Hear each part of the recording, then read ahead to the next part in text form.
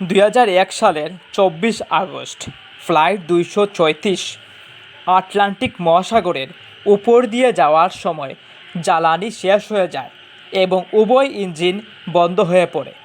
Pilot Robert পিচে এবং first officer dark ডিজেগার প্রায় 20 মিনিট ধরে বিমানটিকে গ্লাইড করিয়ে অ্যাজোরসে সফলভাবে জরুরি অবতরণ করান, যা অ্যাজোরসের অলৌকিক ঘটনা নামে পরিচিত।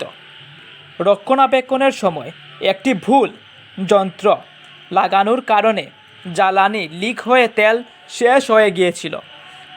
আটলান্টিকের উপর থাকা অবস্থায় প্রায় 3000 কিলোমিটার দূরত্বের ব্যবধানে যখন দুটি ইঞ্জিনই বন্ধ হয়ে যায়, তখন বিমানটি গ্লাইডারে পরিণত হয়।